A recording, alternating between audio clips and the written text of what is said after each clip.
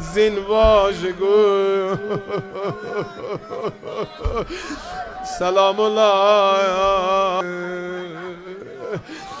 gedim balalarını baş üstüne getirim uca ses verin ya ta ebed گفت باید خونلerde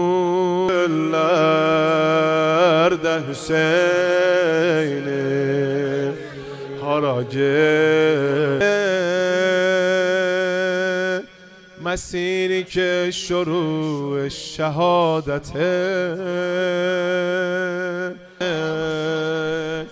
یا eller başta hareket edilse kurban کرار خامنه نگهدار وای وای بی کس مظلوم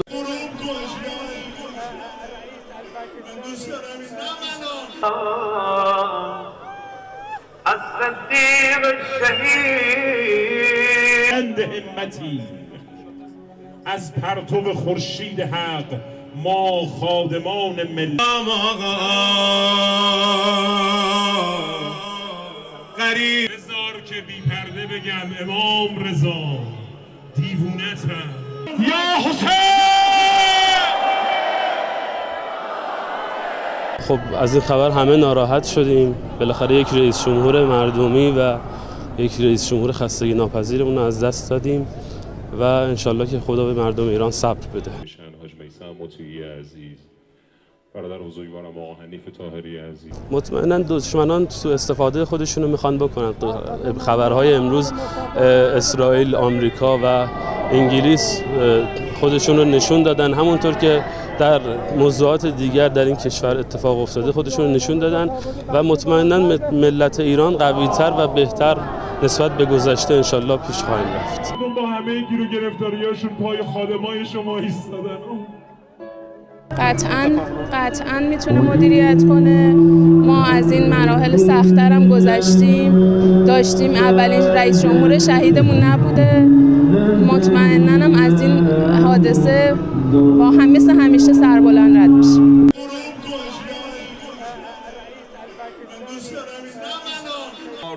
و حرف پیام این ملت رو چی جوری به همه دنیا رسون؟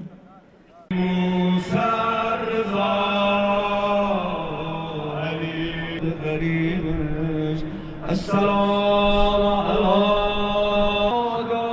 علیکم دل شکسته کسی به من میگفت خوش به حالم کشتن همه اهالی ایران.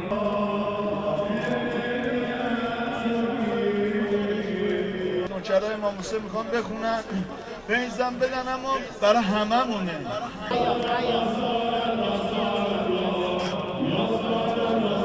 تو روابط تونیس رو اصلاح کن به تعبیر مولا امیرالمومنین. برو دست علی به همراهت چه قیامت. یا زهرا یا زهرا Yanım burada cambaz vardı.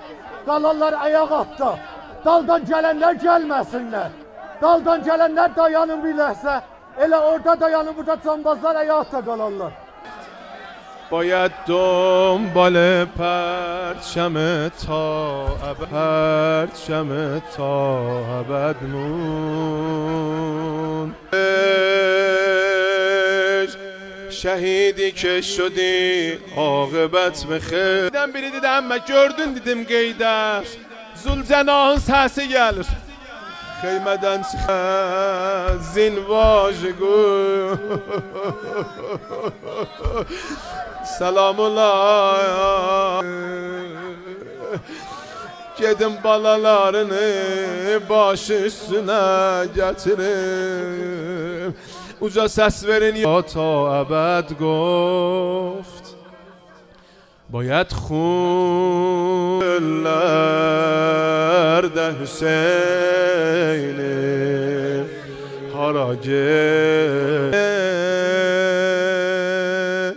مسیری که شروع şehadete.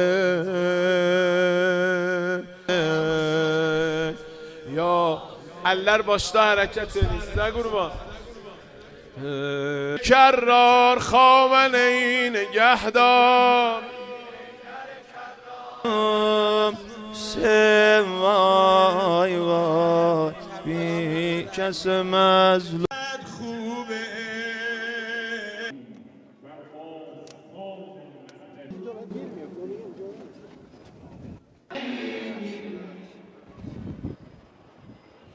من از دیروز ساعت 2:30 تا الان هنوز نخوابیدم.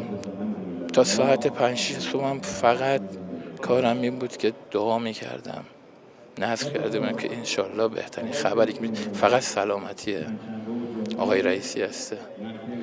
وقتی ساعت 7 شنیدیم این خبر رو، انگار دنیا رو سرم خراب شد. رئیس جمهوری بودش که به شدت مردمی بود، فکر مردم بودش، برای مردم کار میکرد. البته سوای این که واقعا برای مردم کشورش کار میکرد، نگاه منطقی خیلی خوبی داشتش.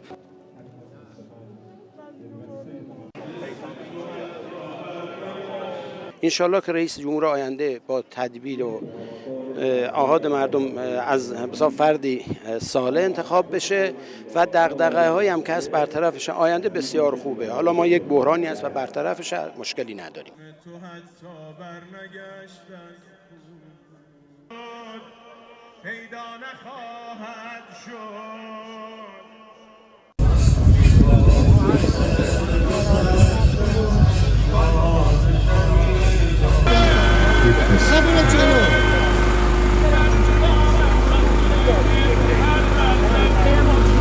Ən xahiş edirəm inşallah əzizlər özləri ayət kursunlar. Dalda yer yox, bir qədər təşkilathan elə o başa. İran İslami olsunlar, behterin hediye ve behterin ruhları yad olsun bu hamd sureyi tilavet ediyor.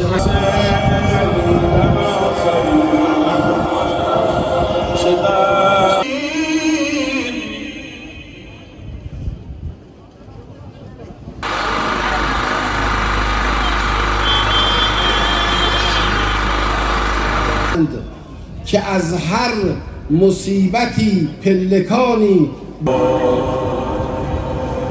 با نفسم حالا که می روی.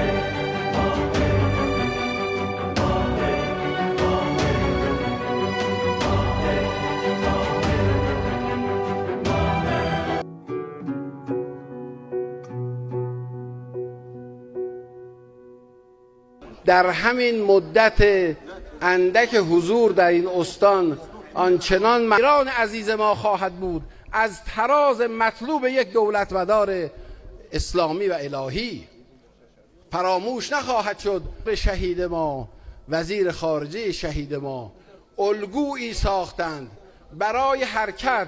آفرینی بزرگی که رئیس جمهور عزیز ما، رئیس جمهور محبوب ما، رئیس جمهور